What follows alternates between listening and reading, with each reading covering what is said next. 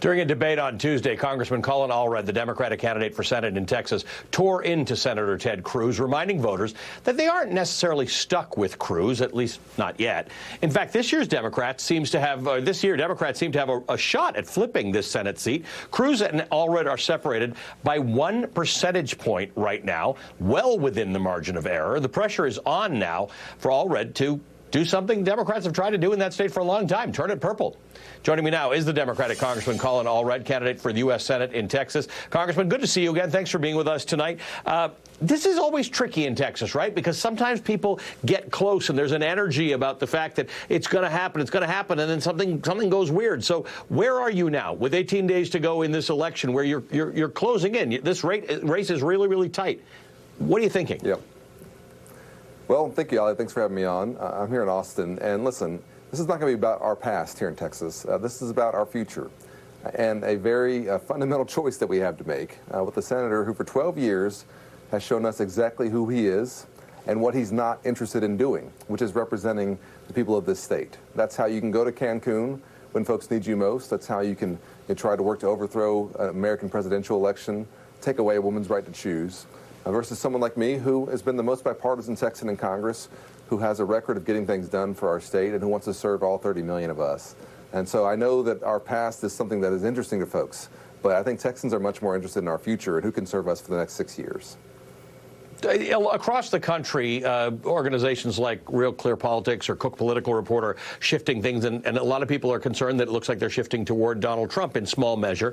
Cook Political Report took your state from being likely Republican to lean Republican. That's sort of one less for Ted Cruz. What's going on and why is that happening in the state? What's happening now that was different from 6 months ago? Yeah. Well, I think in part they're just now, recognizing the objective reality of what we've known for months in Texas, which is that this is an incredibly close race. But we are building a broad coalition, one that includes, of course, Democrats, yes, but also independents and Republicans. Every single day I talk to a Texan who's telling me that they've never voted for a Democrat before, but they're getting involved with my campaign. I was here campaigning with Liz Cheney not long ago in Dallas. My friend Adam Kinzinger has been helping out. We're building a broad coalition, and it's one that I think believes in our state and also in our democracy and our Constitution, and it's one that's going to kick Ted Cruz out of office.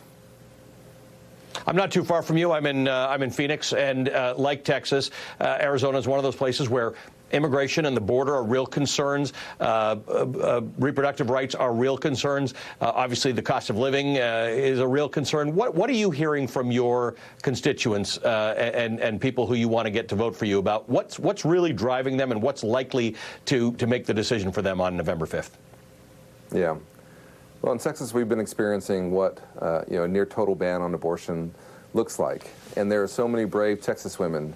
Whether it's Kate Cox or Amanda Zarowski or Dr. Alison Denard or Lauren Miller or Taylor Edwards, I could keep going and keep going, unfortunately, because there are so many brave Texas women who've come forward and told their family stories about what impact this has been having and telling it in a way that I think Texans are really starting to understand, and that to fundamentally understand that this is an issue of freedom, that a freedom has been taken away in this state by Ted Cruz, and that this is his abortion ban, and that by beating him, we can restore this freedom. And of course, there's many other concerns, rising costs. We do have to secure the border. Ted Cruz has prevented us from doing that. We do have to protect Medicare and Social Security. There are a lot of things that are important, but this fundamental freedom is also one that I think is driving so much of what's happening here. And for anyone watching this who wants to restore that freedom, I hope you'll go to colinallred.com and get involved with us, because we're going to beat Ted Cruz here. We're going to make Roe v. Wade the law of the land again, and we're going to restore this freedom to Texas women. Talk about the border for a second. You said that Ted Cruz's border policy is worse than nothing. He treats our border communities like he's going on some kind of safari. What do you mean by that? Yeah. Well, as I said in the debate, my family's from Brownsville, Texas, which is the tip of Texas. My grandfather was a customs officer there.